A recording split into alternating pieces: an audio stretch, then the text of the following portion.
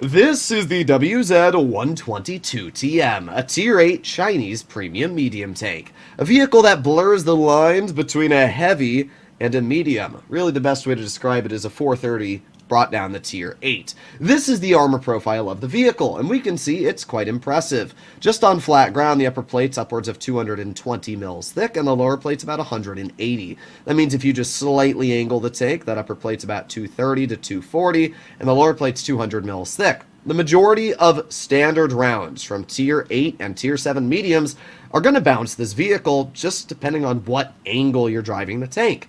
And that's without even using the 8 degrees of gun depression, making that upper plate upwards of 260 mils thick. And look at that turret armor. Even with 300 mils of heat pen, there is not a slight weak spot anywhere on the turret. The only real weak spot are the hatches on the roof. Now, to be fair, those are big weak spots, but still, that is an incredibly well-armored turret, and as long as you're able to hide those hatches and wiggle back and forth, you're going to be getting some serious bounces. The tank also has a really good gun on terms of accuracy, 0.3, and really good aiming time at 2 seconds. The problem is the damage per minute. This vehicle has 1700 with a gun rammer. Yeah, it's bad levels of DPM. It's really bad, and that's the major downside. It has mobility, it has everything, but not having DPM is definitely going to hurt you. Now, obviously, the average game of World of Tanks lasts probably about 4 minutes, so you still have plenty of DPM to get out 4,000 damage. It's just when you get rushed and you need to fend for yourself because either your teammates have fallen or it's a late game situation and you need to carry, that's when it's going to be a bit of a struggle because you need DPM sometimes. And this tank, well, it doesn't have it. But obviously it features armor, which hopefully is going to make up for the deficit of what it features in certain areas. Alrighty, we got a really good matchup here. I did decide to change out the improved rotation for a turbo. I just feel like it's going to allow us to be a lot more enjoyable. I realize the reverse speed is quite awful on this tank, and I wanted to make it a bit better. So that's exactly what I've done. Now, because this tank can actually go upwards of 50 base, with the turbo it should be pretty nice here. As you can see, we're chilling upwards of 48 kilometers per hour. Not too bad at all. I'm noticing that we're not getting too much support over here. To be fair, it is 2 top-tier mediums heading over towards the one line where I'm going, but still, there's not much support from our team, which is going to be a little bit sussler, I'm not going to lie. I think I'm going to load heat to start off with. It's always smart to have heat loaded in my advice, or whatever your premium shell is, just for the first shot of the game, because you never know if you're going to need it or not. If you don't, then oh well, you fired a gold shell, and it's not the end of the world. But if you did need it, and you weren't able to deal any damage, then you're going to feel mighty sad. Now, not seeing much as of right now, to be real. Interesting. I want to go up, but... oh, there's the Artie. I'm gonna go up. I know this is a bit of a sussler move, but I feel like it's worth it. Like, I'm not seeing anybody here. Wonder if we can get that Type 59 from where we are. Yeah, let's see. Let's move up. And there's the Type 59. Now, because this vehicle has really good dispersion, we should be able to just bonk him. There you go. Nice 374 shell into his tank. Alright, well, we got a long reload on this vehicle, so we're going to be waiting a while before we can shoot again, but a shell is indeed a shell. Let's aim it on the Stur, a mill, not able to hit him there. Okay. Let's see. Let's move up a bit more. Come on, poke your tank, Stur, mill. Come on. Ah, interesting. Okay. There's the Type 59. Got the Charioteer. Not able to do much as of right now. I'm definitely going to admit that. Wonder if we can... I'm going to move up. I feel like we can just drive down this little dip right here. There you go. Nice. Okay. Let's see. Aiming, and bonk. There you go. Nice 400 damage shell. Now, the Sturbill features incredible levels of gun depression. Because of that, we're going to be very careful against that tank. But our team should be able to kill him, so I'm not too worried. Got the T-34-2 in the back, but I'm not able to hit him from the current position. Got the Type 59.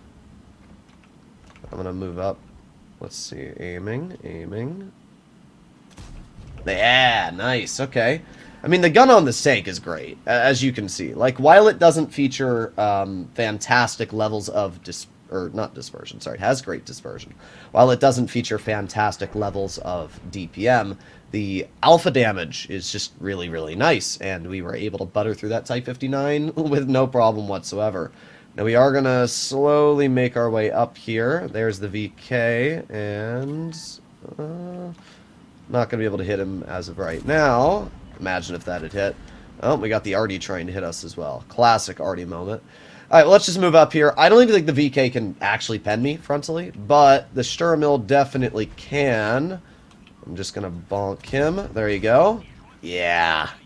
That tank hits very, very hard. But I literally don't know if the VK can actually pen me. So, I'm not worried about the VK at all. Let's just move up a little bit. Angle our tank towards him, and bonk. There you go. 416 damage shell, and the Artie finishes him off. T-37 bounces us on the side, and don't even really know if I care about him, to be real. I'm just going to move up over here. Let's see. Well, I don't really have anybody left. All that's left is the Artie and the Achilles, who definitely, yeah, ran away. Well, there you go. Nice 470 roll. Sweet. Alright, one more shot left. We got 8 seconds on our reload. I'm hoping the Artie's still up top here. That's what I would expect, but you never know. He could have ran. Holy crap. Oh, and yeah, we got it out. I was going to say my Proto 68 was speeding up that hill so much faster than us that I wasn't sure if we were going to be able to get the shell out before him, but our 8 degrees and slight positional advantage over him allowed us to get it out. Wow, that game literally lasted like 2 seconds. But hey, we were still able to deal all right. Got a 3rd class, 2,700 damage. I mean, as I said before, when you're fighting lower tiers, this vehicle literally feels like bullying. Because you have the mobility that heavies don't have. But you still have the armor of like a tier 7 style medium, which is good, or tier 7 heavy. So you've got armor, like as I said, that VK literally can't pen me frontally.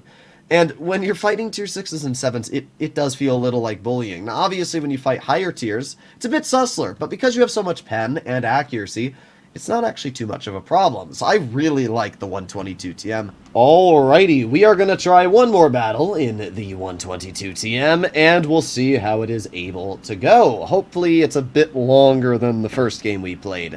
Now this battle is up against tier 8s again, and 7s. Not a bad matchup. I'm obviously going to go towards medium side.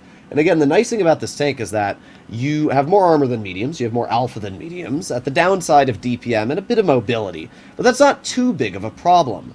So all we realistically need to do is play aggressive on the medium flank, and we should hopefully be able to get out some good damage. Oh, finally! Okay, so for any of you that are wondering what I'm saying oh finally for, there's a setting in settings called horizontal stabilization in Sniper View, and for a while my brain couldn't figure out what that is. You see, I come from World of Tanks Blitz, and there's not nearly as many settings. One of the changes in World of Tanks Blitz compared to PC is when you're in sniper mode and you turn your vehicle, the turret doesn't follow the tank. And if you have horizontal stabilization turned off, when you turn your vehicle in sniper mode, it turns the turret as well.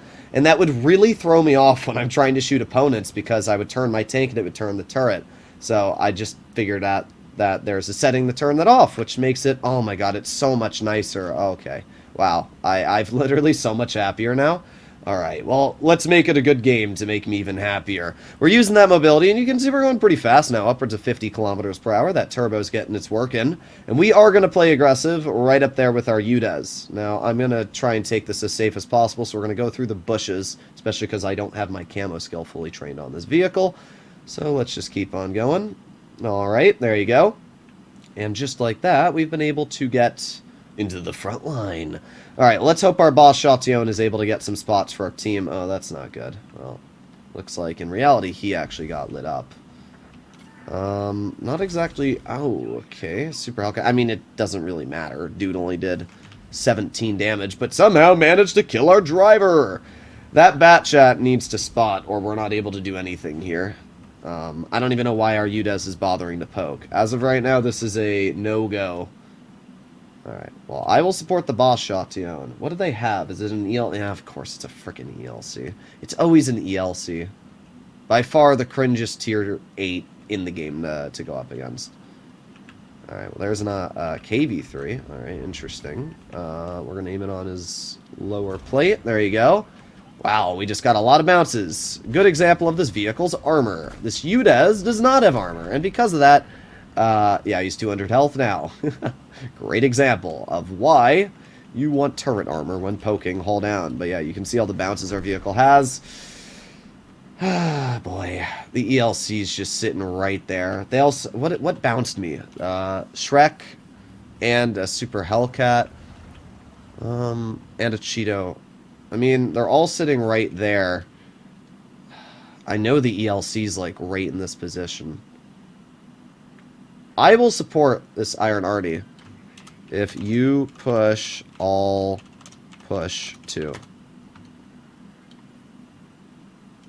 I'm not gonna send this alone. Like, we're up on HP as it is, so I don't need to push this, especially with the ELC sitting somewhere there. Oh, there's the Shrek. Not exactly sure what the thought process was on the player. Boy, this is not exactly what I want. Let's just get bounces from the ELC here. Then we can turn last second, finish off the Shrek, just like so. It'd be great if my team would support me. I'm not worried about the ELC, because he doesn't have any more shots. So we just got to angle towards the Leo here. I like how my Iron Arnie just isn't helping me. Like, thanks, bro. Really helpful teammate. We got a fire on the Leo. And is our Iron Arnie going to do anything? That's the question. Thank you. Wow, that was real challenging, bro. This is the problem with World of Tanks players. They would rather camp than do anything else. And, like, come on, bro. Like, whatever. It's just, you understand my frustration. Alright. I don't know why I have HE loaded. I didn't even want to have HE loaded, but I guess I accidentally pressed it at some point. Good thing we have intuition. Alright, let's move up. I would expect the Super Hellcat to be sitting right at this corner here, but maybe not. I don't know. What I do know is that they're not going to be too happy. What? Oh, the Super Hellcat bailed. Like, absolutely bailed. Okay, well, we're just going to go wide here. There's the Nomad. It's the one downside of this vehicle. We have no mobility, and you obviously need mobility. I'm going to load HE. Maybe we can hit that Charioteer with a high explosive shell. Let's see. Aiming it on the rear of his tank, and chunk. Nice. Alright, that was a pretty nice slap. Of course, the Peter drowns himself. Yep, classic World of Tanks player. Alright, well, let's reload. 3, 2, 1, and bonk. Wow, what an awful roll. 307. That's atrocious, man.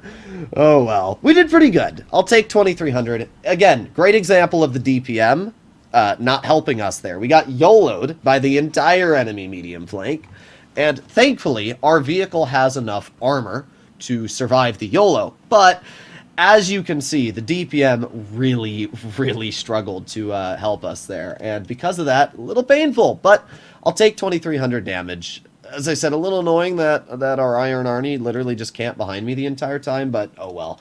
This is the 122 TM. It's a strong tank. It definitely has downsides, but if it had DPM, let's face it, it would be pretty dang busted. So I'm glad Wargaming balanced it, and I really like the accuracy. It makes it quite enjoyable to play. The shell velocity is great. It's just a very fun tank in general. So I'm a big fan of the tank. Let me know in the comments down below what you guys think of the 122 TM. Do you like it? Do you not like it? But yeah, I think it's great. I'll see you all in the next one. Bye-bye.